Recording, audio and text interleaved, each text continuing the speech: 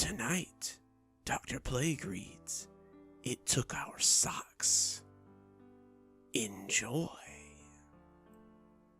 I shouldn't have cared so much. They were just socks after all.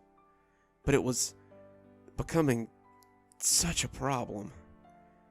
We moved into our house about 3 months ago, our first real house. I honestly thought this was going to be a fresh start for my wife, my daughter, and I. We've been bumping around from place to place since Lisa was born, and we'd lived in a new home every year since she was a year old. It had nothing to do with our landlords or rowdy neighbors or paranormal happenings, as is often the case in these kind of stories. Her mother and I simply kept getting better jobs, which required us to move from one side of town to the other for work. That kind of moving made it hard for Lisa to make any friends or feel comfortable in any place she knew, since she knew she just had to pack up and leave again soon. After 8 years of moving around and never fully unpacking, my wife and I gained some level of job stability. I was a junior VP with the company I worked at, and my wife had become a manager at the store where she worked. This meant the money was steady, the job was consistent. We decided it was time for something a little more permanent. We started house hunting right away, and after a few weeks, we stumbled across what we thought was our dream home. It was less than 30 minutes from both my office and her store, a bus ride away from school for our daughter, positioned out of town so as not to deal with the constant noise of the big city, and a big backyard with plenty of room for our growing family.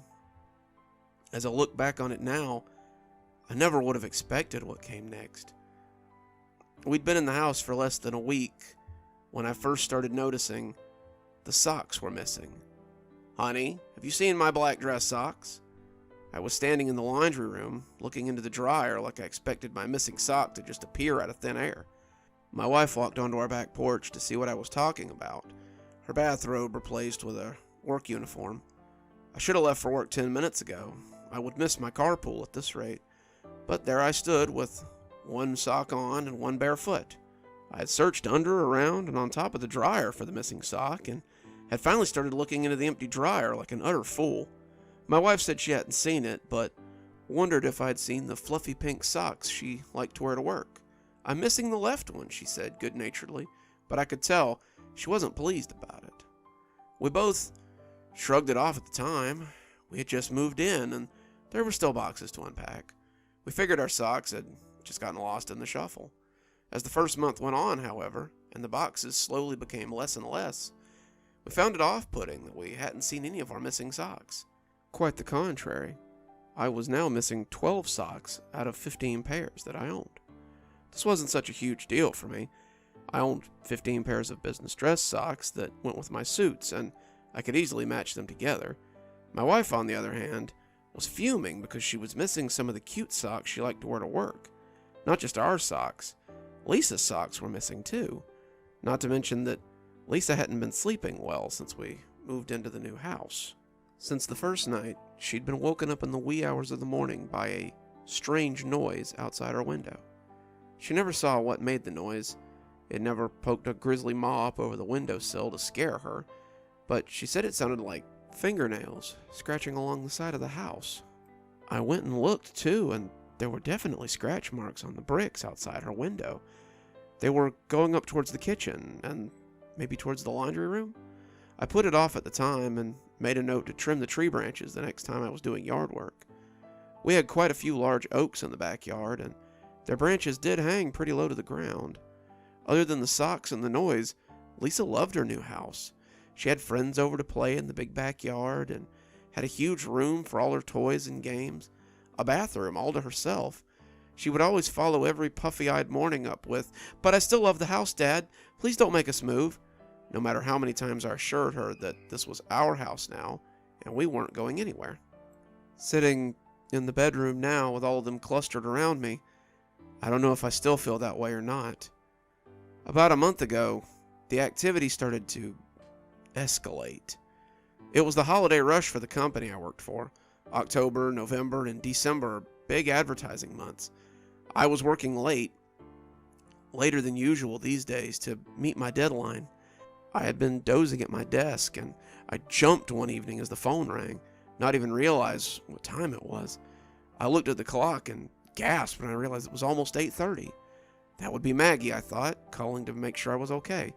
Lisa would be in bed already, and Maggie would call to see if she needed to wait up for me or go to bed. Her store was experiencing the same holiday blitz as mine, and she would most likely relish the idea of rolling into unconsciousness until the alarm went off again. I caught the phone on the third ring. Hello? David, please, I need you to come home now. It was Maggie, but she sounded funny. Not funny ha-ha, but funny scared. She was whispering into the phone, and in the background I could hear someone crying. I guessed that it must be Lisa.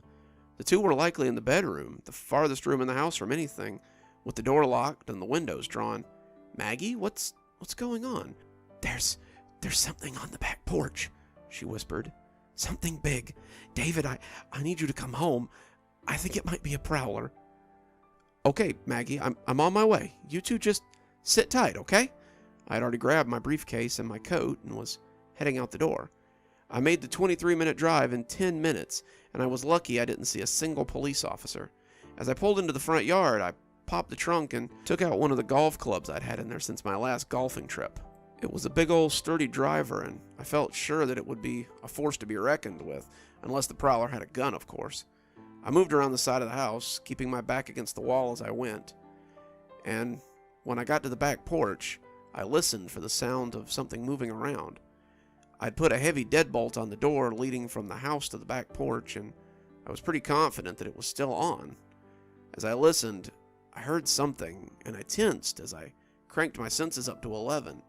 It was a scuttling sound, like claws on asphalt, but it was also a weird sort of gloopy sound that was barely audible over the scraping and the clawing feet. I relaxed a bit, thinking it was probably just a raccoon or a possum, and stepped around the corner as I threw open the door and brandished the club. I expected to find an animal, a startled animal that would hiss and run away, but I was unprepared for what awaited me as I threw open the screen door and stepped out on the back porch. Nothing. There was nothing on my back porch, except for the storage boxes we kept out there and the washer and dryer. I looked around, moving the washer and dryer to see if anything had clawed its way behind it, but there was nothing to be found except some scrape marks on the tile. I decided there was a hole somewhere that a critter was getting in through. Upon further investigation, I discovered that the silver tube that hooked the dryer to the outflow was knocked off. I secured it and locked the screen door and went around to the front door to let my wife know that it was just a raccoon or something. She was far from satisfied with this explanation. It sounded way bigger than a raccoon, David. I'm sure I heard something out there. There are noises that Lisa keeps hearing too. What if it's some pervert who's stealing our socks? Socks? Is that something that people really got off on? I asked.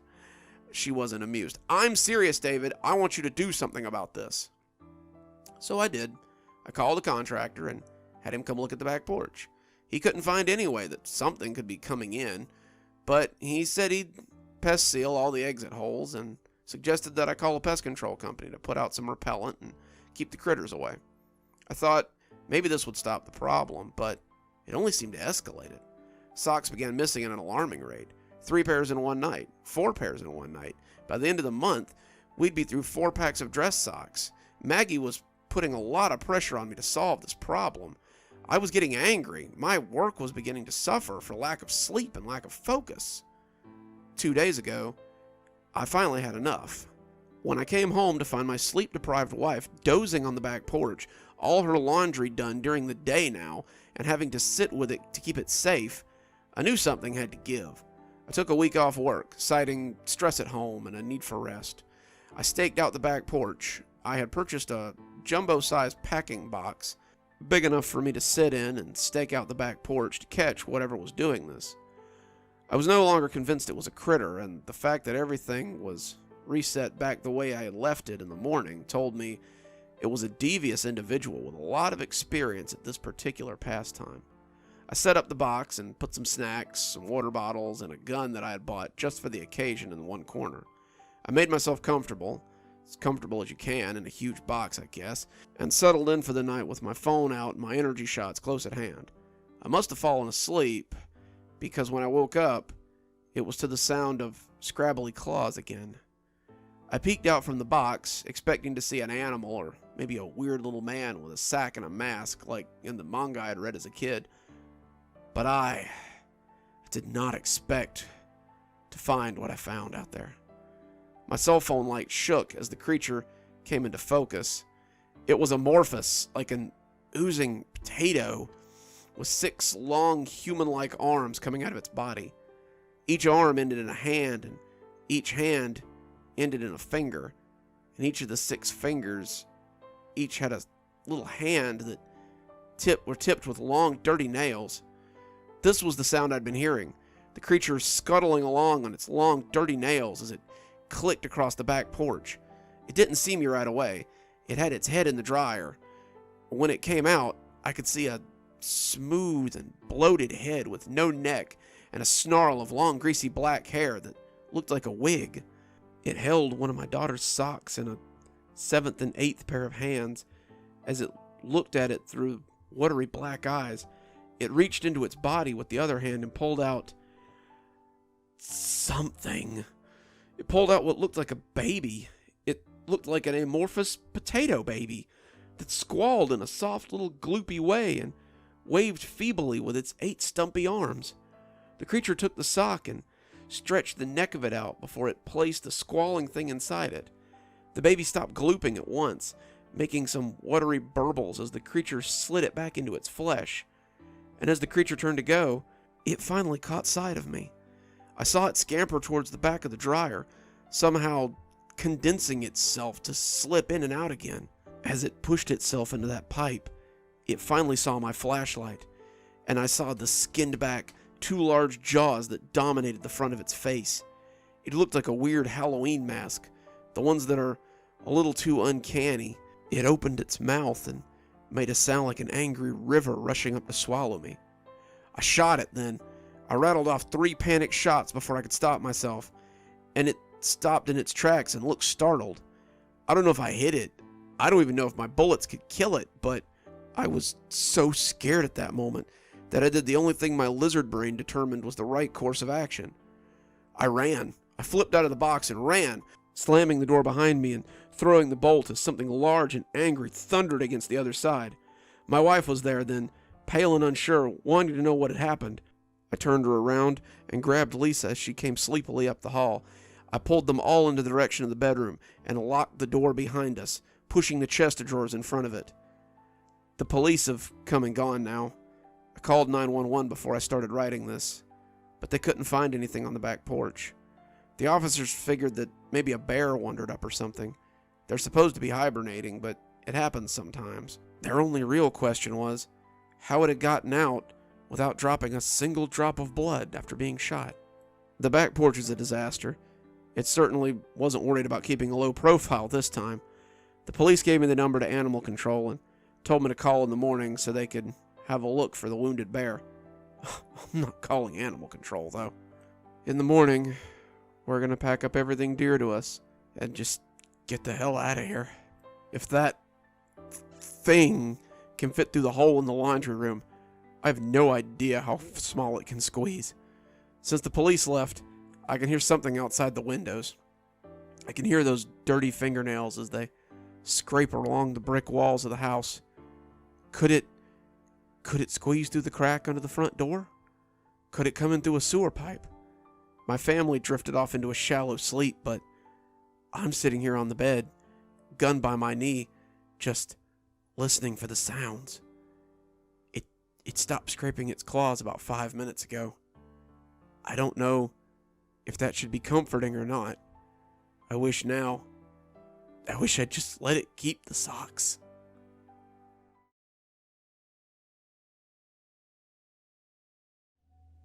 I'm not sure which was weirder. The fact that Dad had a hole in his head, or the fact that he was just so unimpressed with it. Dad had come home from his job at the steel mill, just as he had 1,000 times. We heard him sit his hard hat down by the door as he stripped out of his jumpsuit before coming to dinner. Mom had meatloaf on the table with potatoes and peas, Dad's favorite, and we waited patiently for him to arrive like we always did. If this sounds weird to you, that's because it should. Dad had a strange idea that he should go to work, Mom should stay at home and keep the kids, and that everyone should look like an episode of Leave It to Beaver when he got home. I remember for a while, Mom met him at the door with a cold glass of beer when he came home. He eventually told her to stop so that the dust from the mill didn't get on her. It was odd, but Dad paid the bills, and that's how we liked it, so that's what we did. Mom had gotten half of her welcome home greeting out before it curdled in her throat. My brother had already seen it, but I was still looking at the TV around the corner and hadn't seen it yet. MTV was playing a song by a band I liked, and I looked up at Mom to ask if I could use the bathroom when I noticed Dad's head. Dad, meanwhile, had sat down at the table like nothing was amiss, opening his napkin and putting it on his lap. He was hungry from a day at work, and he had just started asking us about our own day when he noticed our horrified looks. What? What's the matter? All three of us were speechless for a moment. How did he not realize what had us all so gobsmacked? Surely he had to feel that. He had to realize what had happened to him. There was no way that a person could be so oblivious of something like that. In the center of Dad's forehead was a hole big enough to stick your pinky finger into. It wasn't like a wound. Wounds usually bleed or appear red or scabby. This one was simply a black hole in his forehead. The edges looked a little ragged, but that more reminded me of a hole that someone had drilled into the pavement than a wound. As strange as the hole was, the fact that it didn't seem to have an exit point was even stranger.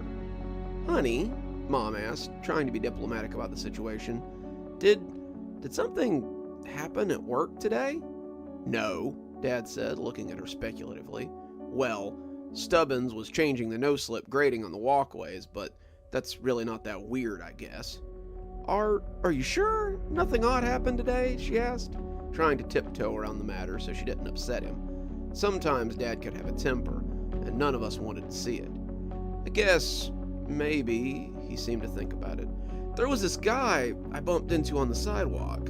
I fell down, and he helped me up, but it was nothing." When she continued to look at him skeptically, he set his fork down angrily and glowered at her. "Look, Martha, if you have something to ask, then just go ahead and ask it. I'm trying to eat here." "Dad, there's a huge hole in your freaking head." I was never what you'd call subtle. Dad wrinkled his eyebrows at me. "What in the hell are you talking about?" "There's a hole in your forehead. How do you not feel that?" "You trying to be funny? 'Cause you know I don't like jokes." Despite his gruff tone, though, he began feeling around his forehead as if trying to find the source of discomfort. He seemed half-hearted, like he was just doing it as a favor by looking at it in the first place. But when his fingers touched the ragged edges of the hole, he shuddered a little. I didn't think it had hurt him, not really. It was more like the shudder you get when you have an itch and you scratch it. He inspected it with his fingers for a moment before getting up to look at it in the bathroom mirror. The three of us hovered just outside the door as he looked at it in the mirror, and we must have looked like some old comedy routine as we waited for his prognosis. After a few minutes of poking and prodding at it, he finally turned away and walked past us, leaving us just standing there. We found him at the kitchen table, eating his dinner like any other night. "Sit down. Your mother's meatloaf is getting cold," he told us, once he noticed we were there. "Dad," I started, but Mom put a hand on my shoulder. "Harold, there's a hole in your head. Don't you think we should go to the hospital?" Dad turned his emotionless gaze on her, making it clear that he didn't want to talk about it. When we didn't move, he growled in his throat in a deep, phlegmy way. "Doctor won't be able to do anything but poke at it and charge me an arm and a leg. Not going to no doctor. Now sit down and eat." Then he went back to eating, ignoring us until we returned to the table and ate as well. We all tried not to notice the hole as we ate, but it was hard to ignore. As we sat and watched TV that night, the TV screen seemed to reflect off that dark hole. Mom laughed every time the audience did, but Dad never did. Well, that's not entirely true.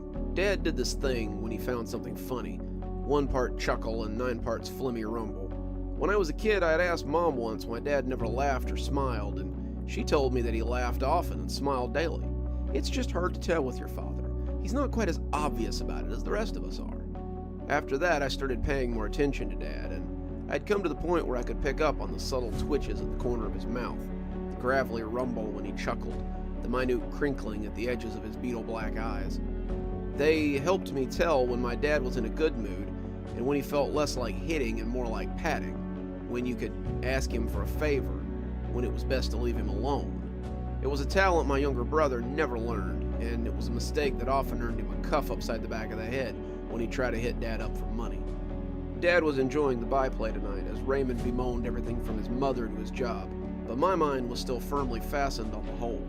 As I watched it, I almost fancied that I could see it expand and retract as though it were breathing. I told myself it was the light from the TV, but the longer I watched, the surer I became that it was moving. It was like a ragged mouth, pulling in and pushing out air. It was subtle, like my father's moods, and the longer I watched, the more apparent it became. When my father turned his gaze on me, I realized he had caught me staring. Either go to bed or stop staring at me, creeping me out. I pushed off the love seat and went to my room. I knew I wouldn't be able to focus on anything as long as that hole was on display. The next few days were uneventful, I guess, but I noticed that Dad started wearing a hat when he went outside. I wished he would wear it inside too, because the hole seemed to always be watching me whenever I was around him. It wasn't, of course, because it didn't have any eyes, but I could feel that itchy feeling you sometimes get when someone's staring at you. It looked like it was getting bigger too. But if it pained Dad, he didn't say anything about it. He mostly ignored it, his only exception to ignoring it being the hat he wore outside. Dad was stubborn, but he wasn't foolish. Dad was a sensible person who liked to keep attention off himself. Over the next 10 days, the hole got noticeably bigger. When we'd first seen it, it had been maybe big enough to put your pinky finger inside. Now I could have easily put several in there, and still he refused to go to the hospital. Mom tried to coax him, but he said it wasn't worth bothering a doctor over. If it was bad, it would hurt, and it doesn't. If it means to go away, it'll do it on its own. He went to work, came home, watched TV, and all the time that hole continued to grow. I found myself looking at my father more and more often, that gaping chasm seeming to look at me even when his hat was on. I started having dreams about that hole, and in my dreams it oozed and bled, and a single eyeball rolled around to look at me. No matter what Dad was doing in the dream, that eye stared at me until I came awake, gasping. Then one day, he came to breakfast, and the hole had taken in his eyebrows. It wasn't a hole now, it was more like a pit, a crater that just so happened to sit in the middle of my father's head. Mom was left with an egg halfway to her mouth as she stared into that gaping void. We could all see it breathing now, the push and pull of its respiration as it drew in its terrible breath. Dad sat eating his own eggs and grits, pretending like nothing was wrong, but it was clear that he felt it too. He refused to answer any of us when we called his name, and left for work with his breakfast only half eaten. I noticed that when he came home from work that day, there was a different hard hat on the table in the entryway. The hard hat had a slant to it and would better cover the hole. Dad may act like nothing was wrong, but I couldn't. I started avoiding him. I would come down to breakfast late since I knew he'd be at work. I would make excuses to stay out so I could miss dinner. I did any number of other things to avoid being in the house, but it hardly seemed to matter. I had begun to hear some kind of strange whispering as I lay in bed at night, and it permeated my dreams as the eye inside began to whisper words I didn't understand. The words were alien, harsh, and unwantable, but I felt I knew their meaning. My sleep became as ragged as my father's moods, and if I hadn't been barely into my senior year of high school, I think I would have moved out. Then about a month and a half after the spot appeared, Dad didn't come down for breakfast. Mom told us that Dad wasn't feeling well. She said he must have gotten sick in the night, but the way her eyes looked told me something beyond sickness was at play. He didn't go to work that day, and unknown to us, he would never go back to work again. Mom moved into the guest bedroom, and I wouldn't find out till later it was because Dad had locked the door and wouldn't let her in. We could hear him in there bumping around.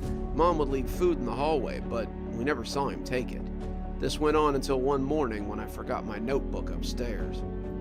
I'd been heading to school, leafing through my bag, when I realized I'd forgotten my biology notebook. I had a test that day, and I wanted to study before class. I was halfway up the stairs when I heard the door to my parents' bedroom open. I stopped halfway up, not sure whether I should continue or not. None of us had seen Dad since he went into hiding, and my brother and I had been very curious about what was happening with the hole.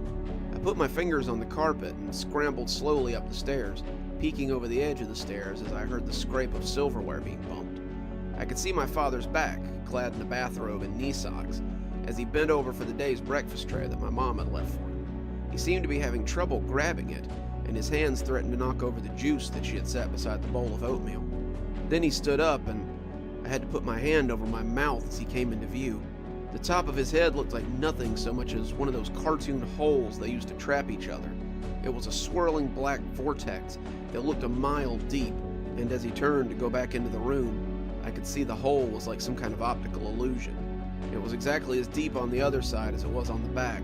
He turned and took the tray back into the bedroom, but when he bumped the tray on the corner of the door, I realized why we had heard him banging around so much the last few days. In my dream, the hole always had an eye, but in reality, it had stolen my father's sight. The dreams became different after that. Every night I dreamed that my family was eating around the breakfast table. My brother sat on my left, my mom sat on my right. Dad sat across from me, bent over his breakfast as usual. They all sat eating food from a massive pile, their breakfast more like a buffet. I seemed to be the only one paying attention to the strange creature wearing father's clothes, and the food he ate was pushed into the circle hole atop his head. As I watched, the eye emerged again, but it wasn't alone this time. The eye was in a face, and the face was long and terrible. The skin was tan and leathery, like a hide left out in the sun too long. The hair was white and fine like a corpse's. The teeth were jagged and yellow, its eyes the cataract threads of the chronically blind, and when its face rolled around to look at me, I would shake as its lips rose in an almost comical grin. As everyone ate, the mouth opened and a low whisper began to assault my ears. Every night, that whisper became a little louder, and over time, I came to understand the words, Shally Shally May Ray, Fori Fori May Gra, Lee Raleigh Grey Ga, Sue Raleigh Drema. The words slid into my ears like slugs, coating my brain in the forbidden knowledge they possessed. I wasn't sure what the dream meant, but I knew that they were meant for me. Was this the thing that had been staring at me the whole time? Was this the reason I had felt watched? As the dreams continued, I began humming or reciting the words I'd spoke to myself during the day. I would catch myself making little rhymes out of it, and they were never far from my mind. It was almost soothing to speak those words, a balm to the terrible dreams and the terrible fear that wormed its way through my mind. I knew what it wanted me to do, and one night, I did my part. I needed to use the bathroom in the middle of the night, my bladder full to bursting. I was leaving the bathroom when I noticed that the door to my parents' room was open for the first time in a long time. There was a noise coming from inside, and it sounded pained. I thought maybe one of the dogs had gotten in there and gotten hurt, but I think even then, I knew what I would find. Dad was on the ground, his swirling head practically hyperventilating as it pulled in and out. The swirls had taken in Dad's shoulders and the top of his chest. He was lying on the floor, flopping around as his arms protruded from the vortex. I reached down and helped him sit with his back to the bed. He couldn't talk, probably couldn't even see, but he seemed to understand that I was there to help him. As I looked at the swirling mass, though, I felt the words come to my lips. I don't know if they were intentional, but I know they were the words that needed to be said. Shally Shally Rayma, Fori Fori Megra, Lee Raleigh Grega, Sue Raleigh Drema. As the words fell from me, I saw something swirling in the mass of shadows. I was worried it would be the huge eye, like the one I'd seen in my dreams, but I was even more afraid that it would be the ancient face that I often saw amidst the vortex. As it swirled and thrummed, I could see the white hair beginning to sprout from the depths. The head was coming on fast, and as those eyes emerged from the depths, I could see the corners cast up in a smile. My shaky legs took me away from him with small, stuttery steps. His face came free of the murk, but it wasn't done yet. As his head slid free, a withered form emerged beneath it. He was naked, looking like some kind of wizened mummy, as his leathery skin slid from the dark pool. Below the dark pit that had made up my father's head, his body began to shrivel up like a 4th of July firework, becoming blackened embers before my eyes. The more of that evil thing that came free, the less of him there was, and when his withered feet touched down on the soft carpet of my parents' bedroom, what remained of my father simply blew away. The old man reached down for the grubby bathrobe that Dad had been wearing and tittered as he pulled it around himself. Took you long enough, but I guess I can't be upset. You and your father have served me well, though you never realized you were doing it. Your reward is not sharing in his fate. Your punishment is knowing you are responsible for my return to this world. What you do with these gifts is up to you. Then he left, just walked out of our house and into the night. As the sun comes up over my mother's kitchen, I realize I've been writing this since I managed to get back to my feet and walk shakily down the stairs. I've been trying to write down as much of this experience as possible so I won't forget any of it. But it's so weird, and it's hard to put it all into words. What the hell was that thing that ultimately killed my father? Did it make the hole in his head? Why him? As I sit here watching the sun come up, I realize I may never know.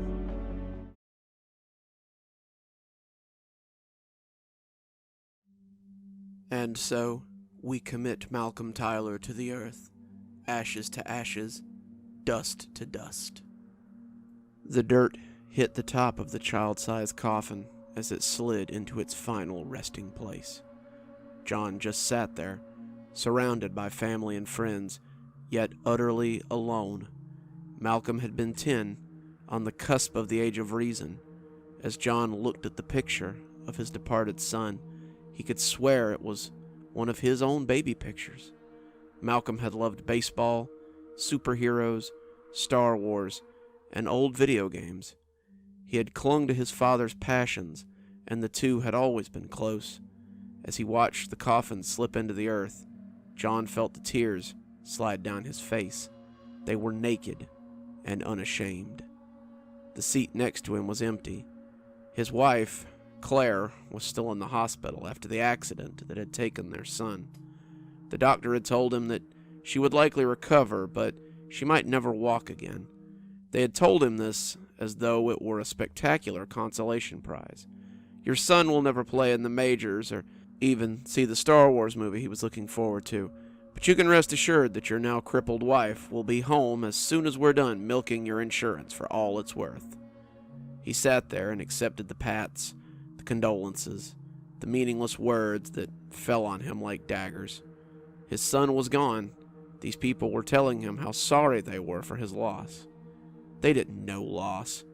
They were going to climb into their vehicle with mostly complete partners and go back to their homes so they could hug their own children and be glad it wasn't them who'd lost someone important. They would put the funeral announcements in a drawer by the door where they kept their keys or their change, and one day they would drag it out by mistake and think how sad it had been that such a youngster had died in the prime of his life. Then they would throw it away or put it in another drawer, and they would probably never think about it again. He seethed over these thoughts as he sat in the hard plastic chair provided by Copeland Funeral Home. He seethed over these people and their routine, unbroken lives until he was the only one there. Then John got up and he went home. John sat and watched TV, eating his TV dinner without much enthusiasm. The turkey was lumpy and had only cooked in the middle. The mashed potatoes were still half frozen, the gravy like liquid lava. On TV, the news anchor was talking about the Green Man murders. The latest victim, Shelley Rhodes, had been discovered in an alley. The police were looking for someone who might have seen the perpetrator. John watched apathetically as he spooned the mush into his mouth. A commercial came on for Anders Tires, and he tuned it out. Malcolm had been dead for 3 days, and John had done little but wallow in his misery. The house was like a monument to better times. He had stood in the entryway most of the afternoon after the funeral, staring at photos of him and Malcolm at the beach. Claire had taken it after they built that sandcastle they were both hunkered over. They had been at the shore for a week. Malcolm was as brown as a nut after spending 6 days on the beach. The castle had begun as a lopsided thing before John had gotten involved. Malcolm had bought the shoddy plastic molds at the beachside stand and John had known a thing or two about sandcastle building. Together, they had constructed an elegant castle, complete with drawbridge and moat. The turrets had grown out of the sand, the flags had been leaves plucked from a nearby tree. Claire had been laughing as she snapped the photo, and the two of them had been grinning like fools over this accomplishment. John felt tears fall from his eyes, saw them tumble into his unappetizing mashed potatoes, and spooned them into his mouth anyway. Malcolm's room was the worst part of the house. The room stood at the very top of the staircase, easily viewable from the downstairs landing. John had stood in the dark last night and just looked at the doorway from the bottom step. The nightlight cast the scene in a strange shadowverse. He could vaguely see the baseball players trapped in their glory as they hung glossily from the wall by pushpins. He could see the bookshelf where John had taken his son's nightly bedtime story. He could see the balsa wood glider where it hung from the ceiling, the broken wing mocking him. How many times had John promised to fix it? How many times had he told Malcolm he would go buy a tube of airplane glue? How many times had he gone to the store and not done it? He had thought he had time. He had thought he could do it some other when. He had been wrong. He had slept in his recliner every night after that. The phone rang then, dragging him from his misery. The picture on the screen was that of his wife, smiling like she was the happiest woman in the world as Malcolm grinned from her hugging arms. John felt a sob creep up his throat. He would have to change that. He answered it on the 6th ring, saying hello without much enthusiasm. "Hi, John." His wife sounded tired. She sounded like maybe she had been crying, too. She sounded like John felt, ready to just give up and join their son in his eternal rest. John found he didn't have much of a feeling about that. "Hi, Claire. You didn't come to see me today." He didn't have an answer for that, so he said nothing. "Are you okay, John? I'm worried about you." John thought about the question.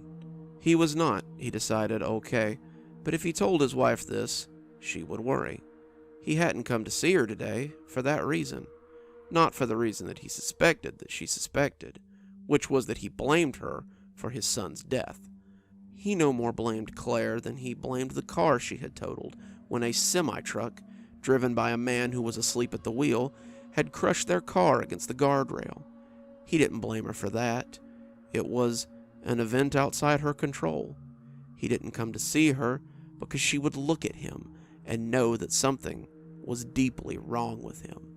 She would see the dark circles, the pallid skin, the dirty face cleaned only by the tears that seemed to run tirelessly, and she would worry. He didn't care about any of that. Not really. But if she told a doctor about these things, John might spend the next few months as a drooling zombie while they pumped him full of dope. John did not want to dope his pain away. He wanted to wallow in it, like a pig wallows in filth.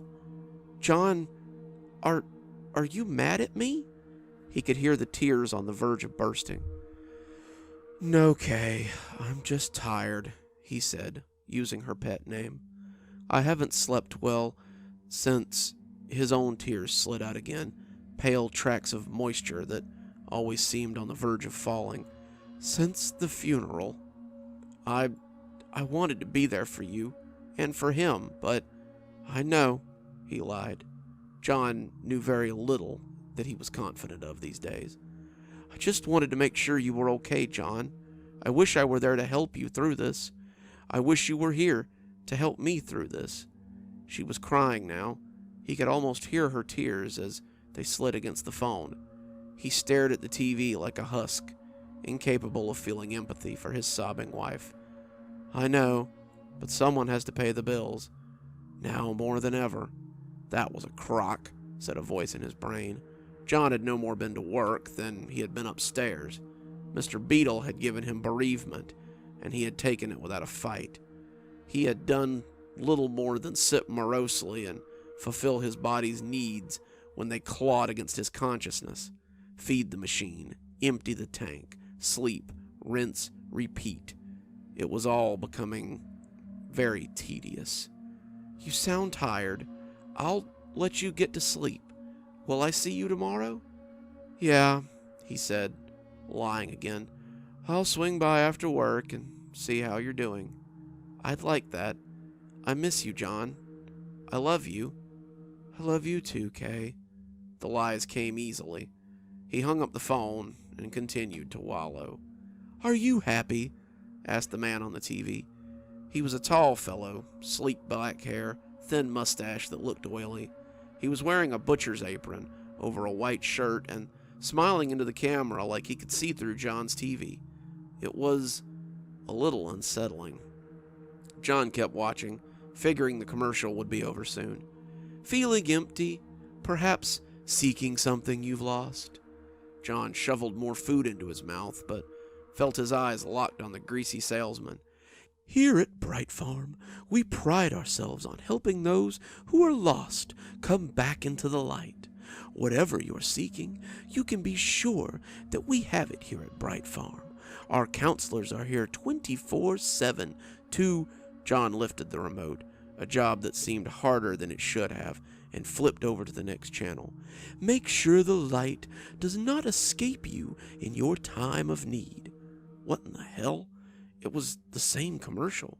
He clicked over again. "Maybe you've recently had a crisis of faith, suffered an event that's made you question the existence of a bright and shining God. Maybe you've lost your way, no longer feeling that life is worth living." John had changed the channel 7 times while the man was talking, but found him on every channel. For some reason, the man was making him uncomfortable, and he wanted to see anything on the tube at that point. A baseball game, an old movie, a stupid sitcom, anything but this man and his smiling, stupid face. As he watched, the smile seemed to stretch under that mustache, and as he clicked the button to turn the set off, he realized that the man's eyes were fixed directly on him. The man was staring at him through the TV. The veins in his eyes seemed to be pulsating as John watched. "Maybe you've even lost someone you loved. A mother, a brother." His eyes got very intense, and no matter how many times he hit the off button, the TV stayed on. "A son." He was staring right at him now, and clearly only at him. "He's here, John. He's here, and all you have to do is come to him. What are you waiting for, John?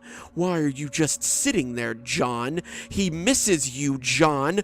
The man was screaming from the TV. John was aware that his dinner was leaking into his sweatpants. He had upset the little plastic tray, but it hardly seemed to matter. The man on the TV was beating his fists against the glass front and yelling at John, questioning him, asking him why he didn't come to his son if he missed him so damn much. John was screaming as he did this, and he came awake all at once. The screen was snow, and he had indeed spilled his dinner. He turned off the television, cleaned up his chair, and thought longingly about going up to bed. It took him only a few minutes at the bottom of the stairs to return to his recliner. He slept fitfully that night. John woke up early the next morning, bright and early. This was something he seemed to be unable to shake from his old life. His job had expected him to arrive at 8 a.m. every day, and his brain seemed hardwired to wake up at 6 a.m. every morning. He thought about going to work. Maybe a day at the office would set him right. He could sit in his office and go over accounts and feel like his usual self. He could pretend that when 5 o'clock came around, he could go home to his loving wife and his best buddy in their 2-bedroom, 2-bath home. And when he got off and drove home, he would find it just that way. He only stood at the foot of the stairs for 20 minutes, seeing the pennants on the wall and watching the broken plane hanging suspended from the ceiling, before turning away and going to the kitchen instead. There would be no normal life for him. Never again. The round cereal clinked into the bowl cheerily.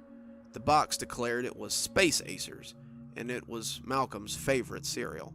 The marshmallows stood out amongst the grain circles. They were the kind of neon color that only a kid could love, the lumpy multicolor of poor craftsmanship and lack of real care. He saw a tear fall into them as he studied them. He remembered how Malcolm had sung the jingle every time he ate them.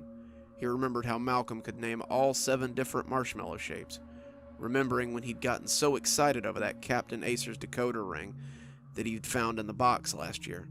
He saw another tear roll into the cereal and turned to get the milk. He opened the door and scanned the pristine white glow of the refrigerator for the carton. He was momentarily worried that it was out of date, but suddenly the happy cow face came into view. When he picked it up, he got a nasty shock as he realized that Bright Farm Dairy was printed over the head of the smiling cow. Had that always been his milk provider? He was sure it had been a different company last week. He turned the carton, reading the side description, feeling a kind of surreal haze roll over him. It told how Bright Farm cows were the happiest cows in the world. It told how Bright Farm was the leading provider of dairy for his area. Then he turned the carton and felt it slip out of his numb fingers. As it fell, he could clearly see the missing child picture side of the carton. The black and white photo made it hard to make out his exact features, but John would know the boy's sandy brown hair and green eyes, even in black and white. He was smiling, as he had been in the beach picture, and under the picture was the legend, "Found child, answers to Malcolm, misses his father, wants to know why his father hasn't come to get him, wants to know why his father doesn't love him." The milk puddled on the ground as his son's face stared up at him from the floor. He felt the tears patter into the pool as he looked down at the spilled milk. "What do you mean you're out of milk?" John had been to 3 different stores, and each of them had been out of milk. The first 2 had little signs taped over the milk coolers saying, sorry, they were out of milk. There had been no one to yell at there, but he had found someone to yell at when he reached the 3rd store. The man in the plastic apron bore it well, clearly not the first irate customer today, and flashed his pasted-on grin in the face of John's ire. "Sorry, sir, but the company had a little trouble with their trucks today. You could try another store, I suppose, but I'm guessing they're all in the same boat." Smug prick, John thought. He knew they were all in the same boat. "You could always go down to Bright Farm and get the milk yourself," the man added, taking a step away as though trying to distance himself from the conversation. John watched him go, breathing out disgustedly as he went back to the parking lot to find his car. He guessed he was going to Bright Farm. Bright Farm looked almost idyllic. John had driven for almost an hour, making his way out of the city's hustle and bustle and into the more rural areas surrounding the town. Here was the farm belt, the farms with acres of land, all planted with vegetables in neat rows, or with livestock happily munching grass in the field. John saw big red barns and farmhouses with long porches, people moving about between them as they went about their daily lives. The road ran on, and when his GPS said he had arrived, he almost didn't believe it. The farm had seemed like a strange place in the infomercial, some kind of farm akin to a backwoods gospel tent, where miracles happened, or at least they claimed they did. This place, though, looked like the farm in the Hidden Valley commercials. The road turned left onto a hard-packed dirt track. John could see fields ripe with produce, an orchard in the distance with happy pickers at work, a long pair of barns for cows or sheep maybe, and several tall wooden houses that looked almost Amish. The sign over the road said, "Bright Farm," in cheery white letters.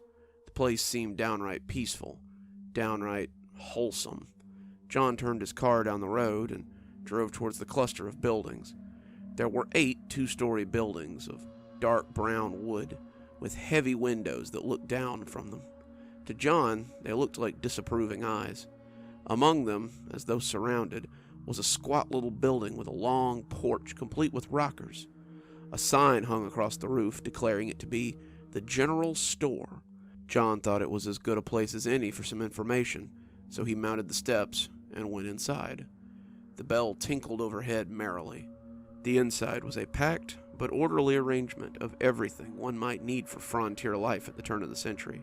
There were long shelves stacked with sacks of bean and corn, flour and sugar, bolts of cloth and spools of thread, and an overwhelming smell of brine that led him to a huge pickle jar near the front of the door. Behind a long counter stood a man in a butcher's apron, his dark hair and small mustache looking eerily familiar, wearing the biggest smile John had ever seen.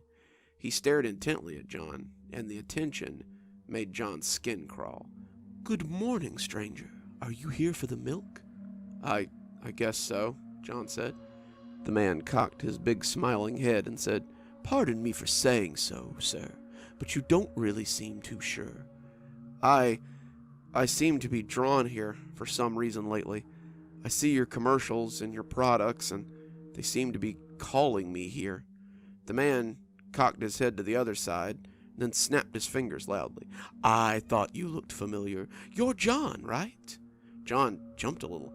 How did you know my name?" "Oh, we've been waiting for you.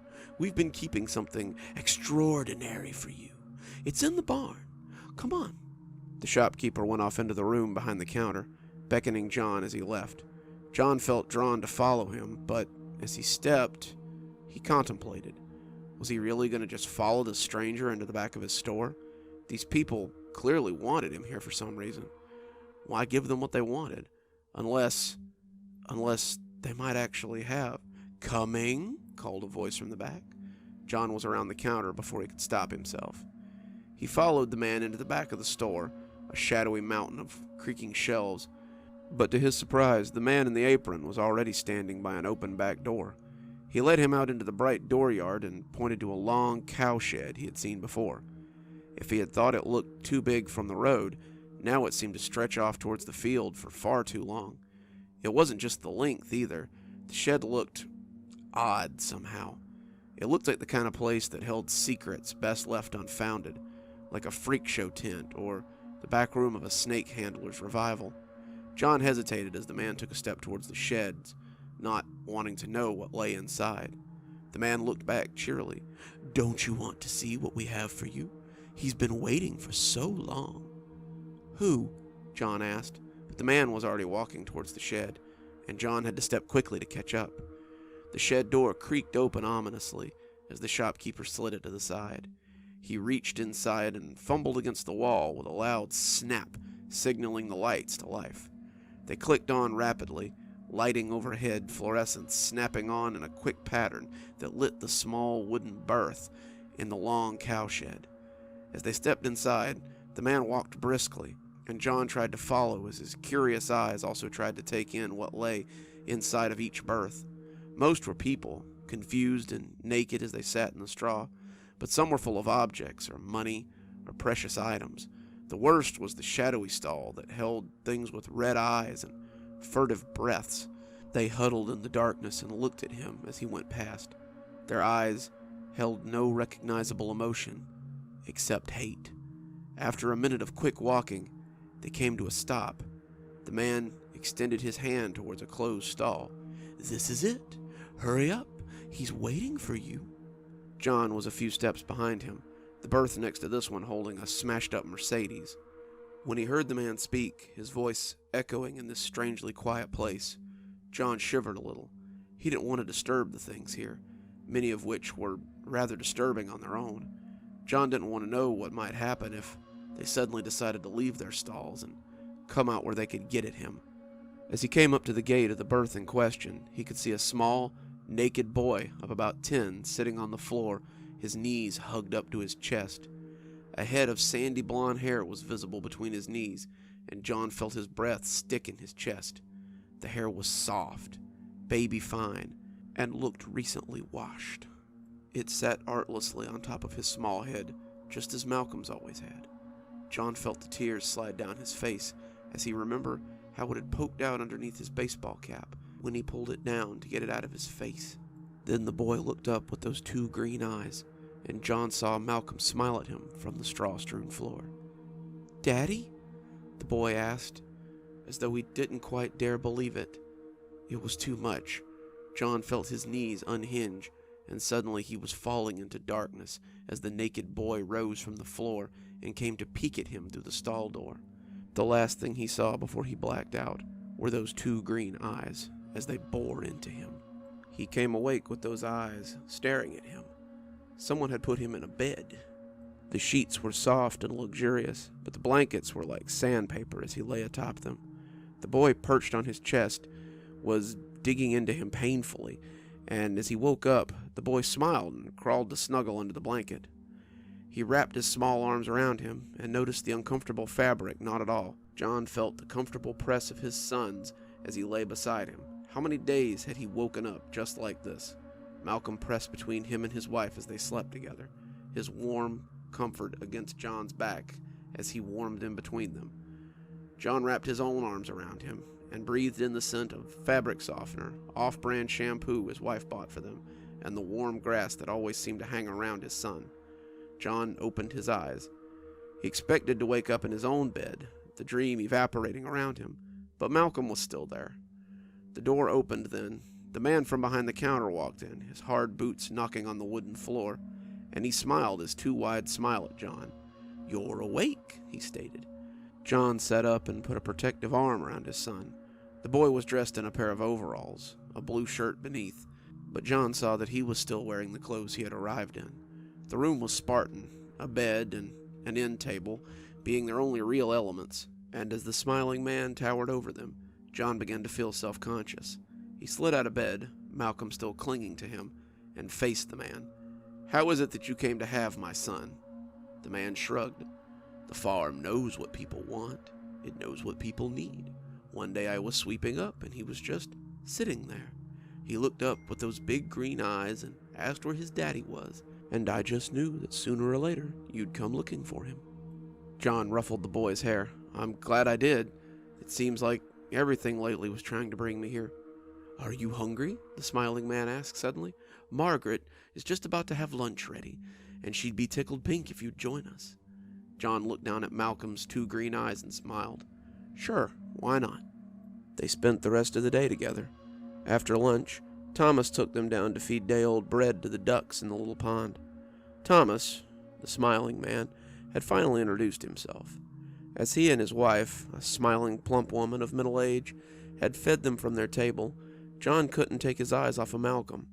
The boy dug into the meal just as his boy always had, like it might be the last one he ever had. And when Margaret offered him a piece of pie, the boy's eyes lit up with excitement. How many birthdays had John seen that same excitement cross his face as the cake came out? Malcolm caught John staring at him and smiled shyly as Margaret added a big scoop of ice cream to go with it. After the ducks, Malcolm noticed a playground in the town commons. He drugged John to a small clearing with wooden climbing courses and metal antiques that spun and bobbled. As John sat and watched, other kids came over to play with Malcolm in that effortless way that children often do. Watching Malcolm play, running during tag or jumping or loping during their make-believe games, filled John with a curious mixture of hope and dread. He hoped this would never end. He hoped he had crashed his car on the way to the farm and this was heaven, and that he could simply sit here and watch his boy play for the rest of his days. At the same time, he dreaded when this would have to end, and his sadness would creep back as the delusion or dream or whatever it was finally ended. "It's best not to think too hard about that, John." John jumped. Thomas had seated himself next to him, the stretched skin on his mouth still fashioned in that rictus of a smile that, up close, seemed almost painful. Why did he smile like that if the act hurt him? He tried to find his words, but they all seemed to muddy in his mind in the face of that bitter smile. To think about what? How he can be, or how he came to be here. He is here. He's your son, and it's best not to think about it. John watched him as though he might vanish if he looked away. "We can make a place for you here," Thomas continued. "A place for you and Malcolm. You can be part of this community and know the blessing of the bright, as we all do." John snapped his gaze back to Thomas. "I'm sorry, what are you talking about?" Thomas put his old worn hands on his knees and grinned. "Well, you're here now. We have to find the two of you a place in our community." "Why would I do that?" John asked, genuinely perplexed. "Well, you can't leave. The two of you have to stay." John felt himself growing angry, but tried to keep it in check. This man had given him an irreplaceable gift, and it wouldn't be good manners to shout at him. Are you trying to tell me that we can't leave?" Thomas shrugged. "Of course not. You're free to leave at any time. But Malcolm, he is of the bright. You can't take him away from here. It would be cruel to do so." Malcolm ran up about that time, his face flushed with excitement. "Daddy, some of the kids want to know if we'll attend service with them this evening. Can we go? It sounds like fun." John collected Malcolm into his arms then and stood towering over the smiling Thomas. "No, son. I think it's time we left. Your mother will never believe it when I show you to her." But just the thought of sharing Malcolm made John feel strange. Thomas seemed unperturbed by John. "I wouldn't do that, friend. It never ends well. Just leave us alone. All of you, just leave us alone," John said, backing away. He was running by the time he made it to the parking lot. Malcolm's familiar weight carried effortlessly. John's car was conspicuously absent. He had thought it was some kind of illusion. The tan-colored car would appear when he got a little closer. But now, he saw that even the ruts he had left in the dirt were gone. The car was missing. He was left with few options for escape. He turned towards the road and saw the quaint wooden gate rising in the distance. It could have been 50 feet. It could have been 50 miles. John didn't care. As the sun set at his back, he began to walk towards the gate. "Daddy, don't. I feel sick," Malcolm whined. John ignored him, clinging to him as he jogged for the gate. He could flag down a car once they made it to the road. After all, this was a busy road, and a passing trucker or traveler would take them back to the city. They could be home by bedtime. Malcolm could sleep in his own bed beneath the watchful eye of his baseball posters and his Star Wars ships that hung from the ceiling by fishing line. "Daddy!" Malcolm's voice sounded hoarse. The dirt puffed under his feet as he jogged. With every step, he expected a torch-bearing mob to rise up to block their path. They wouldn't want him to take this miracle child from them, something that should not exist, and they would fight to stop him from leaving. He would fight them. They would kill him, but he would fight them. He would die, but his last image would be of Malcolm as he, "Stop it! I feel sick, Daddy! I don't want to leave! I want to! I want to!" Malcolm became dead weight in his arms as he jogged. The stile came up before him, and he hefted the child into his arms as he ran. Malcolm was heavy, his skin clammy. Something like sweat or tears dampened John's shirt as he ran. He was suddenly fearful. What if they had poisoned him? What if they had done something to Malcolm so he couldn't leave? He finally looked down at his precious son and screamed into what had once been Malcolm's face. John found he was holding something akin to a lump of clay in his arms, just like a child's approximation of a person. The arms were thick and lumpy, the body little more than a badly formed torso of androgynous humps. The head was malformed, its eyes and mouth little more than scooped out holes with tufts of hair shoved hastily into the muck. When it turned its face to him and spoke, Malcolm rasped out garbled words full of pain and confusion. John felt that he must surely be going mad. He fell to his knees, the gates within arm's reach, and wept into the bulbous chest of Malcolm's newly formed body. This was unbearable. To lose his son again, and in such a way as this, was unthinkable. He couldn't recover from this. If this was really some dream, then this would be the part where he would wake up screaming into his pillow. Things like this didn't happen under the eyes of a loving God. There was only so much pain a man could take before he broke completely. He knelt in the dirt and sobbed into the mushy chest of his twice-lost son, praying for insanity, praying for an end to understanding. It was dark when Thomas found them. John didn't shudder or even acknowledge him when he put a hand on his shoulder. He looked up to him, and in the moonlight, his smile looked ghoulish. "Why?" John croaked, his face awash with the muddy flesh of his still croaking boy. "Why?" Thomas only shook his head, grinning. "I tried to tell you, friend. The gifts of Bright Farm are only for those who accept the bright.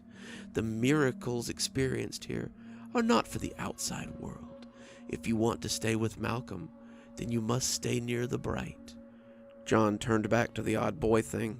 He stared at it for a long time.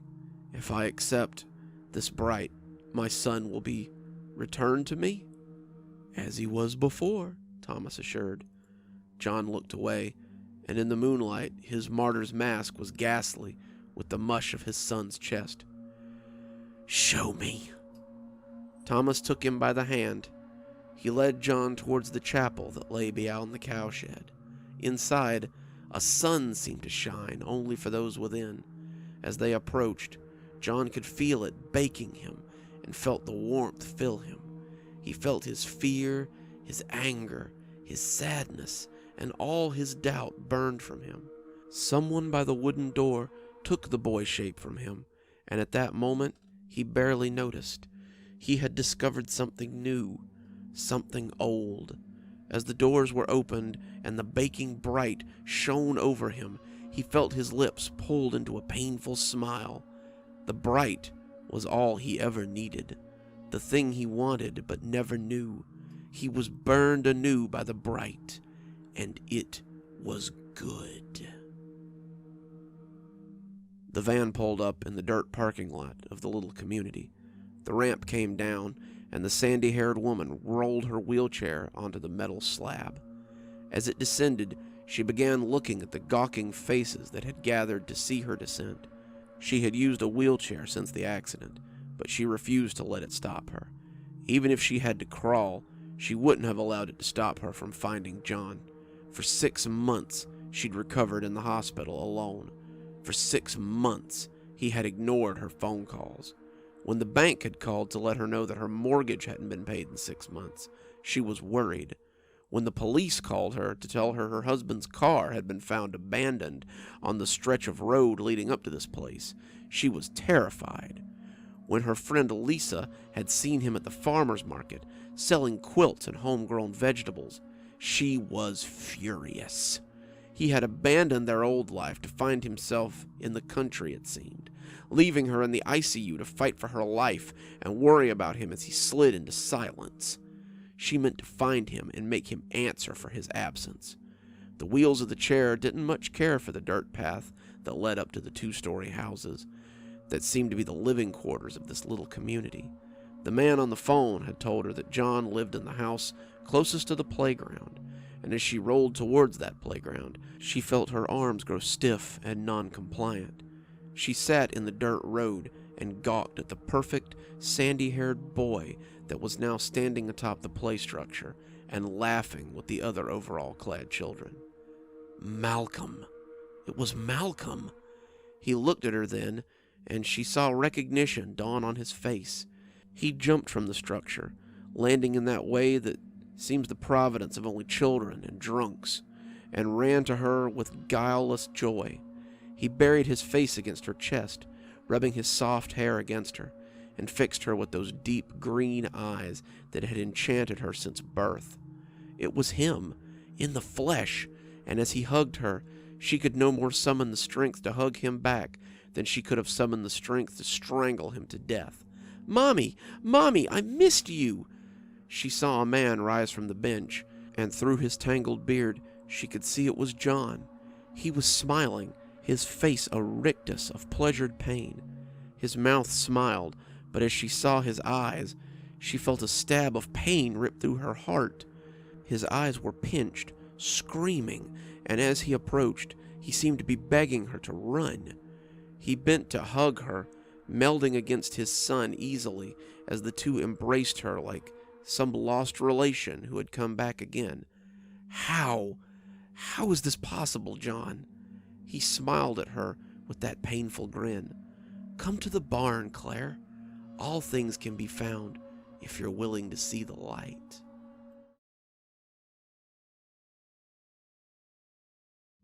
"Daddy, look at the picture I drew." I put on my best appraising my son's artwork face and looked down at the picture he had drawn. I recoiled a little when I saw it, not really sure what to make of it. It was a baby head, like a baby doll, but no body was attached to it. The hair was gone, nothing but dots on the scalp, and the eyes were missing and staring openly. A big silver loop like a smile ran through the head, and the bottom was covered with little metal spider legs. I looked at it for a few minutes, wondering what this horrible thing was, but suddenly it came to me, and I felt silly for being so anxious. Good job, buddy. It's the spider baby from Toy Story, right? I said, handing it back to him. No, Daddy, it's the monster that comes to my window at night. I sighed audibly. The monster had become a point of contention in our house as of late. Every night for the past 3 weeks, my son had woken up screaming because there was a monster outside his window. Ever since we had moved into our new house, it had been a regular nightly event, and I had almost started waking up before the screaming started. It never mattered how fast I ran, though. There was never anything there when I arrived. He was always sitting in his bed, pointing out the window and crying about a monster looking in at him. When we got home, he grabbed his tablet and began to watch Mickey Mouse Clubhouse, as he was wont to do after school. I made sure he was comfortable on the couch and not likely to run out the front door as I started washing dishes. Between the three of us, we usually make a fair amount of dishes. I was just finishing up when my wife came home, grimacing at the picture on the fridge as she came in. That's an interesting piece of artwork, she said, kissing me on the cheek. Apparently, that's the monster that's been waking him up every night, I said, making her frown as she sat at the table. Ugh, the monster again. This has to stop. We have to do something. I shrugged, tossing the drying rag into the sink. I wish I knew what. What if you spent the night in there tonight? I looked dubiously at her. What, like on the floor or something? No, you could sleep in the other bed in there. I always forget there are 2 beds in my son's room. They were bunk beds, one on the ground level and one on the top. One was supposed to be for guests, playmates, or cousins who wanted to spend the night. The other was for him. In reality, though, it was more of an excuse for my son to pick a bed to sleep in every night. He usually slept on the top bunk, sitting right beneath the window, but sometimes he liked to sleep on the smaller bed at the floor level. Okay, I guess I'll spend the night in there. Promise you'll reward me in the morning, I teased. She said she would and giggled when I kissed her on the ear. That reward would never come, though. That night, we went through our nightly routine after dinner. We brushed our teeth, put on our pajamas, and got ready for bed. As I picked up the book and directed him to the loft bed, though, he grabbed my arm and shook his head. I thought he would argue about bedtime. He wasn't a big one for bedtime. Instead, he shook his head and pointed to the bottom bunk. Can I sleep there? He asked, pointing at the bunk. I sighed and looked up at the top bunk, wondering how I would get up that tiny little staircase. One look at my son showed me something was seriously going on, though. He looked scared, too scared for a kid his age, and I was kind of scared myself all of a sudden. What was so scary about this bed? This wasn't the first time he'd balked at the idea of sleeping in the loft bed, and I was kind of hesitant to climb into it. I got over that quickly and told him he could sleep on the bottom if he wanted. So we read our Clifford book, I turned out the lights, and swung up into the top bunk as I snuggled down to sleep. For a few hours, I slept fitfully. I was awakened in the dark of the night by a light scratch at the window. It wasn't a loud scraping. It was soft, like something rubbing lightly against the glass as it attempted to get my attention. Maybe a fingernail, maybe a knife tip, but it was consistent in its efforts as it rubbed. After the picture earlier, my mind tried to conjure an image of a baby head with metal spider legs scrabbling at the glass. In my dream, it dug perfect grooves into the window, like a jewel thief's tool in a movie, and it was making progress through the glass. The baby's head had a mouthful of metal teeth to go along with its legs. The teeth gnashed at the glass as the legs cut, and I could do little more than lay there and watch him cut through the transparent barrier. I woke up as he scuttled in, leaping at my face, its twisted metal teeth twinkling. When I woke up, I thought the dream hadn't quite ended. The scraping continued, that soft, whispery sound, and I opened my eyes and glanced at the window. I was covered up, a pillow over my head, and my eyes peeked from beneath the corner of the blanket. I was still half asleep, and as the crust broke away from my eyes, I thought I might still be dreaming. I saw the baby head, metal legs still scrabbling, pressing against the window. I lay still, watching the little creature bounce off the glass. Its scalp was a stubby patch of yanked out hair. Its one blue eye looked straight ahead, placidly, while the other yawned vacantly.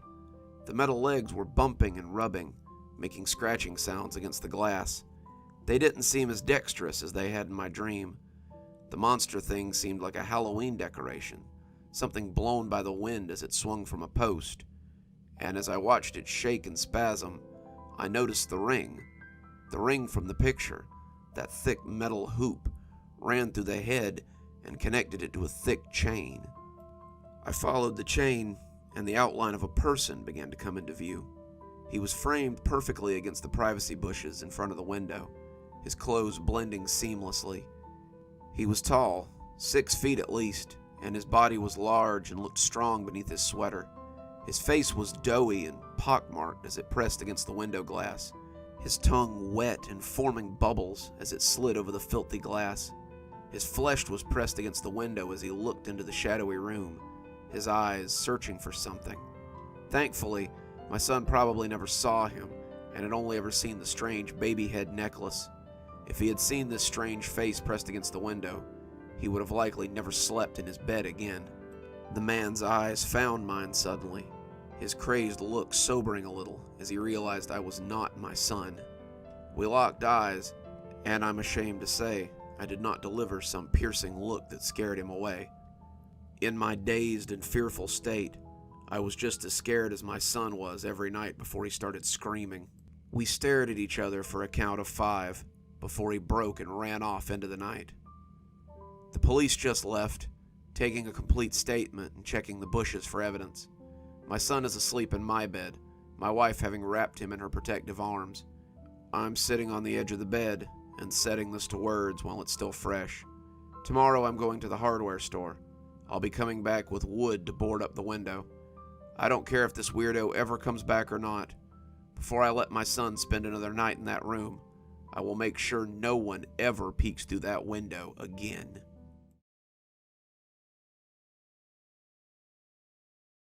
Have you ever heard the sound a scalpel makes as it slides over bone?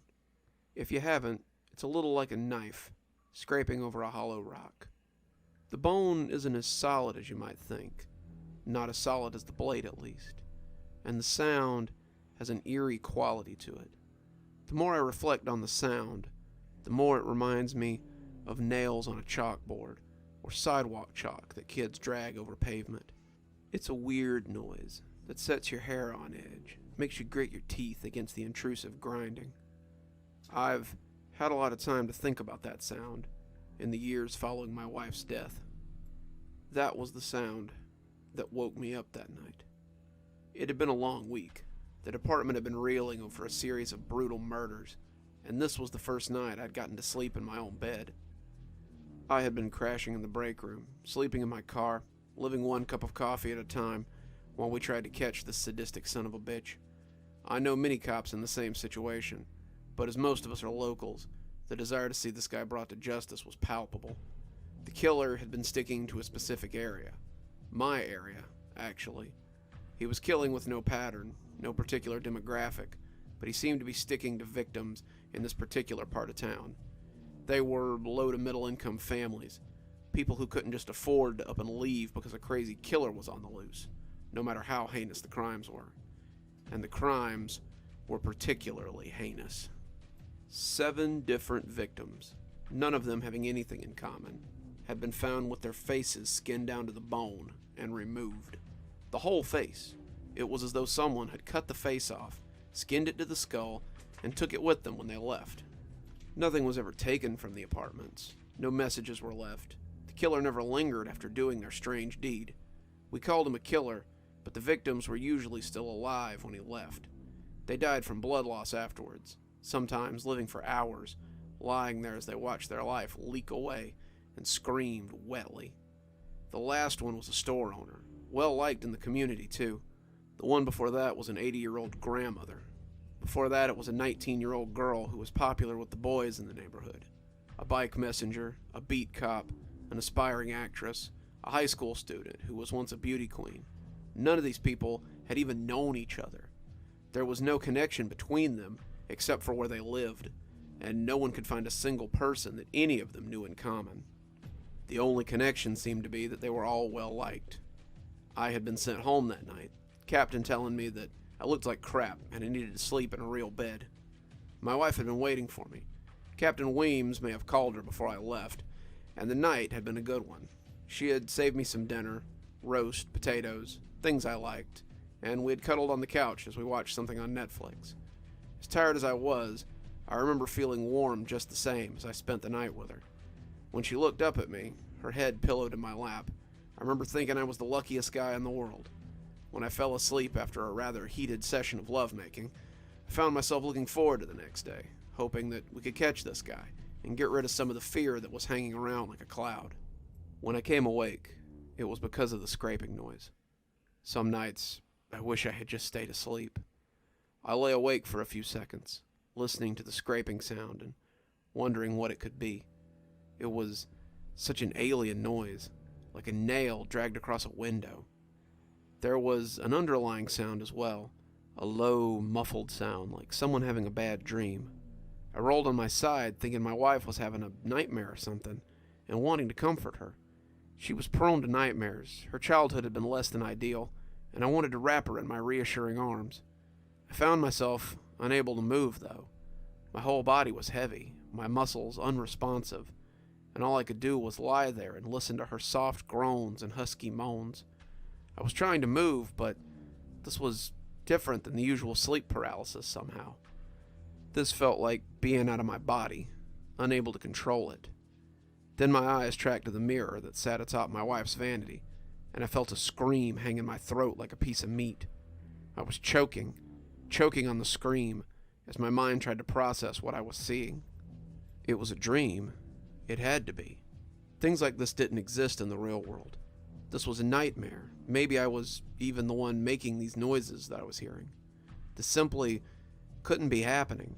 I was dreaming. I was nightmaring. I would wake up. This would all go away.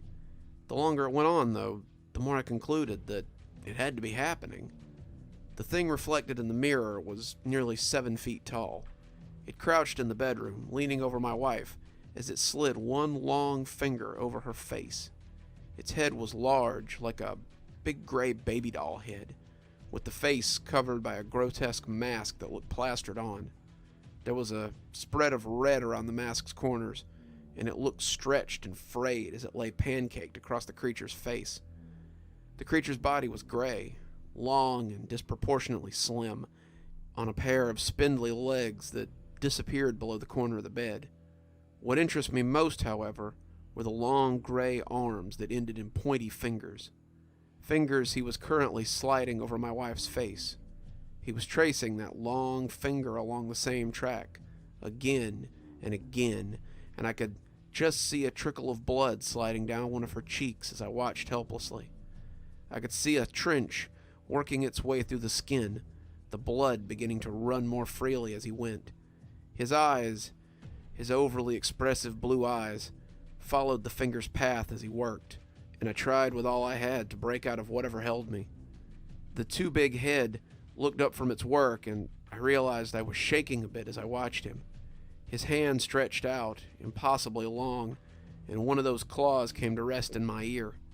It was cold and wet, like a fish that's been plucked from a stream. Suddenly, my shuddering stopped, and I realized why I couldn't move. This thing had done something to me, had done something to my wife. I was forced to lay there and watch as he went about his work. The process was not quick. Whatever tool he had at the end of his wrist was dull indeed. He had to make the circuit for nearly an hour and a half, and my wife's muffled cries were beginning to become more pitiful. The blood was really coming down now, pooling on the bed and turning the white sheet a deep red. I saw my wife starting to shudder, thinking she might come out of it. He touched her with one of those claws, though, putting the tip in her ear, and she went still again. I was going to have to watch as he took her face off. At some point, I think I realized that. All the realizing in the world, though, wouldn't prepare me for it. Finally, after what felt like days, he pulled the finger back and bent over her. He brought both hands up, 10 scalpel fingers peeling the face I had loved so much from her too white skull. That's the other sound I'll never forget. The sound of my wife's face being peeled away sounds like nothing so much as Velcro separating. I saw it in the murky glass as it came free. For just an instant, I could see the creature's face too. It pulled off the old mask, and I realized too late that it was the face of the shopkeeper we had found a few days ago. It put the face in its mouth, and as it chewed, I could see a face like a swollen potato, its mouth like a carved jack-o'-lantern sneer. Its rubbery teeth chewed at the flesh as those eyes stared blankly into space. It had a pair of way too expressive blue eyes, and for a moment I thought they might have come from a doll. They looked at me suddenly, locked mine as I stared into the mirror. Those horrible blue eyes held my gaze for a count of 20 before it slapped the new face on with a wet chuck sound. Those eyes stared back at me through the eye holes of my wife's detached face, and the creature went out through the window without a second look. Those eyes peeking jealously out of my wife's face were the worst part, and that face haunts my dreams every night. By the time I could move, she was already dead. She came out of it before I did, though. She lay on the bed, gasping wetly and calling for me. I didn't know if she could see me. Did her eyes still work? She passed out a few times as she tried to turn her head, finally just laying in her own blood and calling for me softly. She wanted me to save her, wanted me to wake her up from this nightmare. She couldn't be dying in her own bed after having her face cut off. I began to get some feeling back in my arms as her voice trailed away.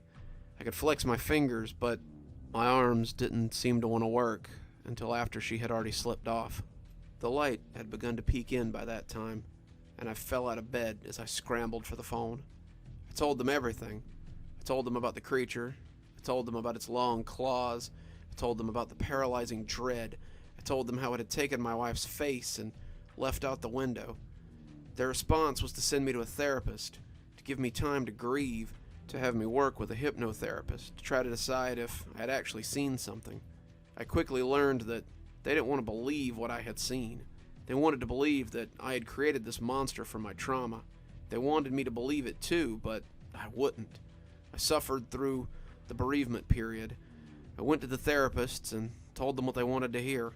They wanted to tell me that the creature was a way for my mind to cope with what had happened. I knew better, though. I used that downtime to gain information about the creature. There wasn't much to go on. The crimes had all been committed within 2 blocks of each other, all in a central location, all in the part of town that housed several large apartment complexes. I asked around, seeing if anyone had seen anything like it, but I got very few answers. Some of the homeless people told me that they had seen something skulking about lately, but most of them were too strung out to be credible. A few of them led me to an abandoned underground station that had once been central to the area, but now stood abandoned. The homeless didn't stay there anymore, and if they did, they stayed there forever, or so they told me. After a month of bereavement, I came back with the information I had compiled. I was ready to hand it to the chief, but I returned to a very different environment. No one believed that I'd seen a monster steal my wife's face. I began to hear rumbles around the station that I was a suspect now. A 15-year officer had just laid there and watched his wife have her face taken off. Not likely. It seemed more likely that I had been out all night and come home to find her like that. It seemed more likely still that I was the killer, banking on the idea that my reputation would put me above suspicion. I didn't care. I knew what I'd seen, and I took my information straight to my boss. My boss, however, was in another camp altogether. Is this how you spend your period of mourning? I want you fresh, all this monster stuff out of your system. The others, they already think you're unhinged. The ones who don't think it, think you're the killer. You need to be careful talking about this kind of crap around here. Get back to your desk. You're on light duty until further notice. I don't want another word about this damn monster. I seethed behind my desk, already planning my next move. If it was proof they wanted, then it was proof I'd give them. I left early that morning and went to my home to prepare. I packed a bag, took my service pistol, and a shotgun from the hall closet. The little pump action fit nicely in my camp sack, as well as a rope, a flashlight, and some trail bars. I dressed warmly. The November weather was already becoming frigid after dark, and I looked back at my apartment before leaving, unsure if I'd ever see it again. I glanced at my wife's portrait on the mantel, though, and it was enough to send me on my way. This creature wouldn't be wearing her face for long. The old underground was a dilapidated relic, a toothless mouth that gaped out of the pavement. The gate was locked, but I had been told the fence was cut around the back. Some industrious vag had made a neat little hole to scurry through, and I entered the perimeter without much fuss. The sun had begun to set as I flipped on the flashlight, and it cast a red glow across the grimy tiles. The glow was gone after the second staircase, and I was plunged into true darkness. The outside had looked bad, but the inside was a ruin. The tiles had been shattered in places, light fixtures hanging from a leaky roof, and a single train stood like a hulk on a dead track. There was a constant sound of dripping water, a constant sound of scurrying feet, and it was easy to imagine that this was what Bilbo Baggins had found under the Goblin Mountain. I found myself swinging my flashlight around at every sound, my years of cool police training melting away as I descended into the station. Near the tracks, I found a handprint that looked red with dried blood. I jumped down to the tracks without a second thought, drawing my gun and looking right and left. My light fell across a fainted smear going left, light red staining the side of the train. I decided that was my direction. I moved quietly, not wanting to tip my prey off. He could have been hanging over my head for all I knew. If he lived here, he could probably see in the dark, and bringing a beacon with me would be as good as screaming down the tunnel. As I moved, I had little doubt that he knew I was here. The deeper in I went, the worse the scuttling and the skittering became. I told myself it was rats, but how sure was I of that?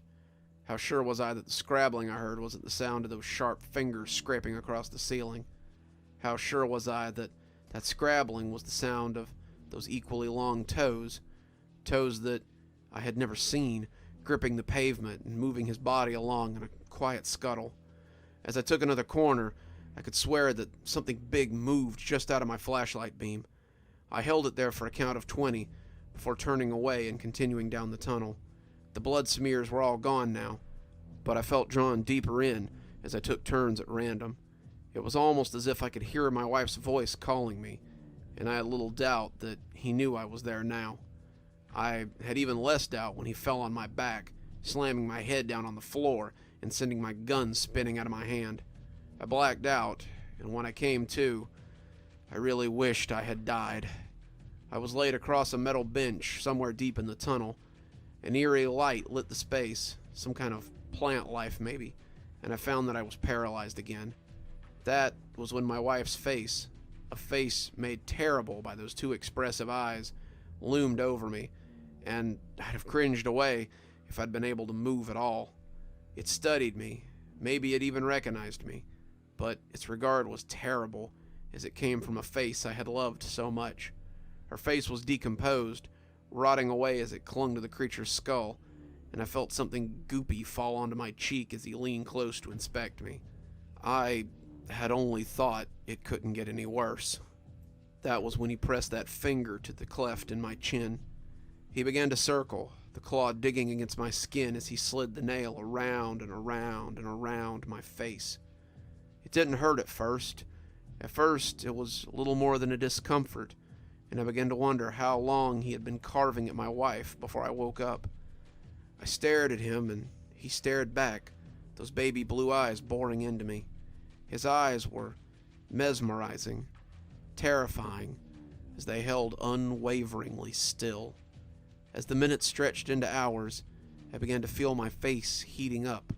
It was subtle at first, just a little warmth around my chin and forehead, but as the circling finger went round and round and round, I felt like someone was holding a lighter on my skin. I would have screamed, my flesh becoming seared, but I couldn't move, and my horror was trapped in my throat. I started to feel the blood as it slid down my cheek. First, it was just a trickle, a damp line or two, but soon it ran in rivulets. Soon I could feel my flesh parting from my skull.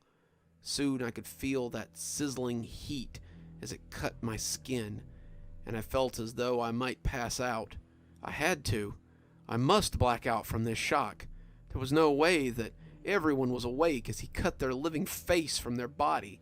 It was impossible. It was sick. It was...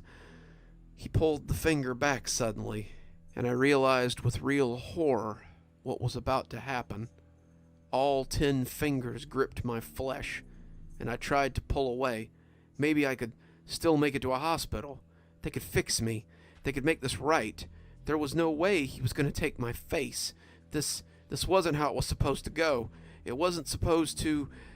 He gripped my face, and I heard that same Velcro ripping as my own skin came free of my skull. Then he devoured my wife's face as I watched, and slapped my own across the gore-soaked canvas that was his lumpy head. He hooted then. Hooted and cried in a strange, unknowable language. He turned to a deeper tunnel and cried out in pure pleasure as he fulfilled whatever ritual he was performing, whatever dark spell he needed these faces for. I hoped he would let me go now. I had lost a lot of blood, but maybe I could still get some medical attention. I felt groggy, but when I heard something struggling out of the depths of the tunnel, I felt something heavy settle into my guts. What fresh hell was this? Out of the darkness, lit only by whatever phosphorescence dwelled down here, came a hulking thing that slid on long gray limbs. It was spider-like, a massive gray blob that pulled itself along on something like tentacles. Each of them ended in the same hooked fingers as the creature. It lowered its equally mushy face to the creature, taking in the face he now wore, and I heard something speak in a voice made of broken glass. "Do's it please, oo mother? Do I please, oo mother?" it cried, and that voice was full of hope and terrible longing. The gray creature leaned in, seemed to contemplate for a long moment, before it opened its shapeless mouth and whispered a single horrible word in a language like snakes crawling across my naked face. "Ugly." Then it pulled itself back into the depths, and I heard the creature sobbing as it fell to its gray knees and wept. Then, suddenly I was running. My mind had set itself to autopilot, and my body and mind just couldn't take it anymore. Myself pushed against this thing and its terrible need, and my body propelled itself away before this knowledge could do my brain lasting harm. I ran and ran, blind in that lightless world, as the blood leaked down my naked face. If the creature came after me, then I never knew. If the thing that wore my face came after me, I never knew. I was running one second, the darkness pressing in all around me, and the next my world was full of light, and I was falling into oblivion. The next thing I knew, I was in the hospital, being told just how lucky I was to be alive. An undercover cop had followed me to the underground entrance, and had waited to question me when I came back out. When I didn't come out for several hours, he called in people to look for me. Those people had heard me screaming through the tunnels, caught sight of my faceless form in their flashlights, and caught me just before I fell. I had nearly died on the way here. I had simply lost too much blood, and my body was in some kind of shock. They had sedated me, my night terrors causing me to buck and scream, and I had spent nearly a week in the hospital bed. No one thinks I'm crazy anymore. No one thinks I'm the killer anymore. Certainly, no one believes I cut my own damn face off. I'm writing this as a warning to anyone living in the area. Get out. Leave your home, and get out. The creature has no rhyme or reason for his actions. He seeks only to gain something that I believe he will never find. I'm safe now, a faceless horror who will have to live his life with the knowledge I discovered under the city that day. But you needn't suffer my fate. Get away from the cheap side. Get away from the concrete apartments.